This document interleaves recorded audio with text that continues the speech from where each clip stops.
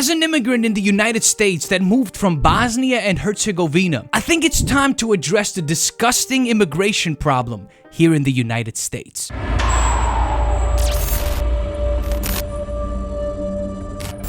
Last month was Hispanic Heritage Month, and sadly, most people weren't even aware of it. But immigration and immigrants in general are a big part of the US. I mean, it's called the melting pot for a reason, right? Immigration has been a topic that's been the focal point of my life. I've lived in 7 countries, moved all over the world, and now as a 20-year naturalized citizen here in the United States, it's time to expose, it's been a long time coming to expose the immigration system here. Now, our current president said this a month before his inauguration. There are going to be no deportations in the first 100 days of my campaign. Let me get that right. You are going to freeze deportations? Freeze deportations for the first 100 days. This motherfucker's life. Well, that never happened. In fact, in Biden's first 29 days, he deported 26,248 migrants. What an amazing immigration system we have here, right? I mean, let me stop. What system? A racist system. A system that has failed most immigrants. And I don't mean immigrants that look like me. Nah.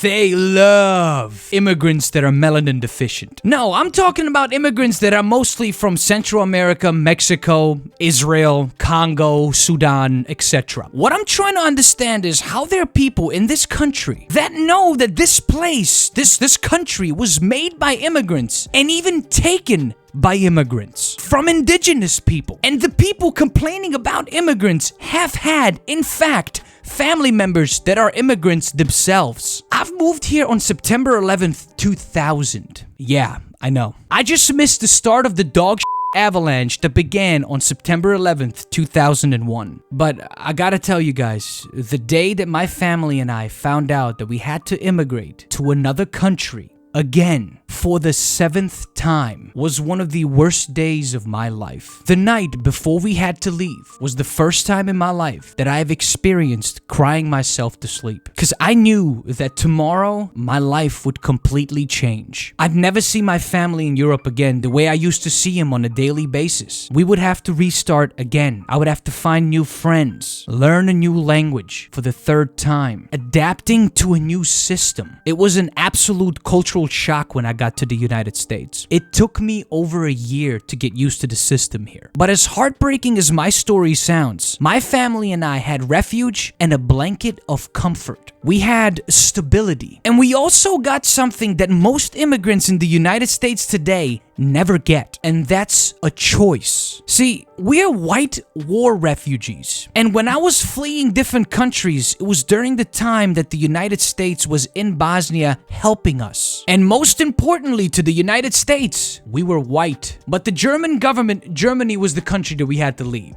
Anyway, the German government gave us a choice. We could either go to the United States, as they were accepting immigrants at the time, and they gave us an option to go to Australia. But they also gave us a choice to go back to Bosnia, a country that was just bombed for over 3.5 years every night. Yeah, my family and I, we passed on that quickly. My point is, we had a choice, and most immigrants don't get a choice. You get what you get, and you better take it. Especially immigrants that are of different races or ethnicities. Being an immigrant myself on a vastly different spectrum, I want to look at some of the myths that people think are true in the United States regarding immigration and immigrants themselves. And these myths, ladies and gentlemen, are beyond dumb. Man, immigrants endanger public health. They are bringing diseases that we have eradicated already. Cupcake, you're gonna vilify immigrants for something that you have no evidence for? As there is no evidence needed, because it's not true. Immigrants be voting illegally. That's why the Democrats love them, and that's why we need stricter ID laws. I was here on a green card for 4 years and 9 months, and during that time, I couldn't vote. You know why? Because I wasn't eligible to register to vote. You know, in the system that they check every time you go vote to see if you're in there so you can... It was at this moment they knew they were wrong. Vote. Non-naturalized immigrants cannot vote. Green card immigrants cannot vote. I mean, they can't just walk into your local voting location, walk into the voting booth, and just vote.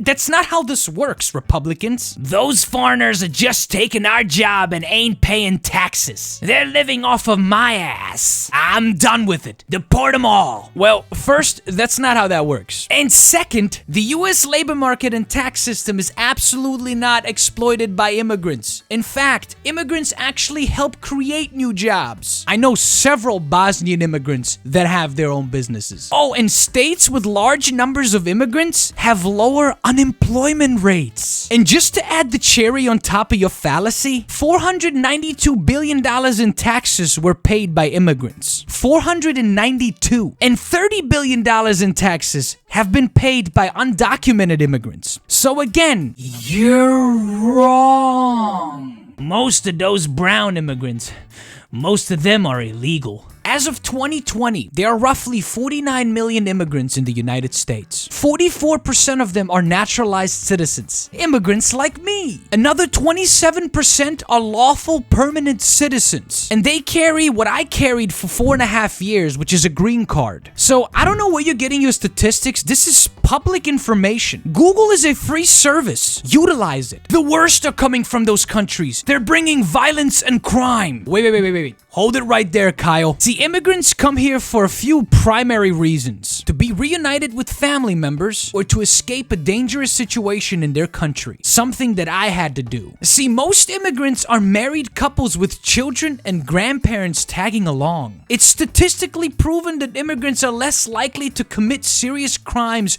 or be jailed than born Americans. And you might not believe what I'm about to say, but most immigrants, documented or undocumented, have high education levels. In other words, the overwhelming majority of immigrants are not criminals. Stop reading propaganda. We gotta finish that wall. That's how we'll stop these illegals from coming here. Hey buddy, sorry to bust your bubble, but immigrants can enter from any geographical area of the United States. It's not just from Mexico and Central America. But regardless, that wall won't do shit. And hold on a minute, let me show you something. Is this the wall you're talking about? This one right here? The wall that Trump promised us. That was destroyed by a little bit of rain. Yeah. And have you ever heard of ladders? And those are just a couple myths. There are hundreds more that these people believe. These people truly need to get educated. I mean, they really need to get educated. This is why we're trying to get a better educational system in the United States, because people believe that kind of shit.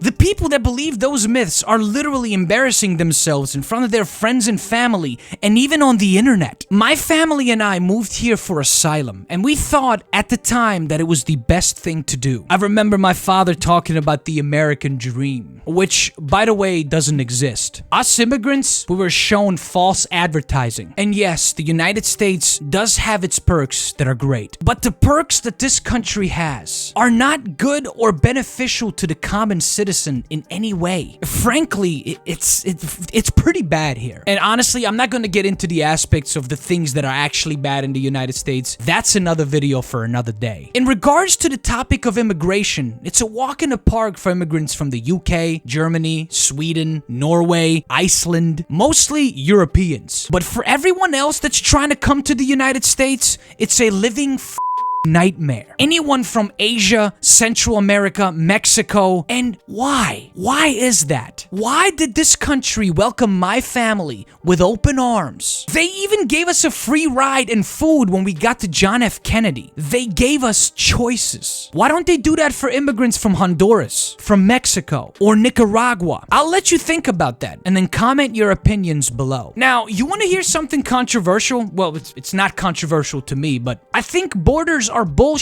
They do nothing but divide us. We're all humans and we should be able to live wherever we want. It's our planet. We all share it. Just because a couple of old white guys said that we should have borders so they can have more land for themselves doesn't mean we have to. Why shouldn't people from Mexico or Honduras or Sudan provide for their families, no matter where that is? We are all humans. We are all in this together. We are all immigrants on this planet.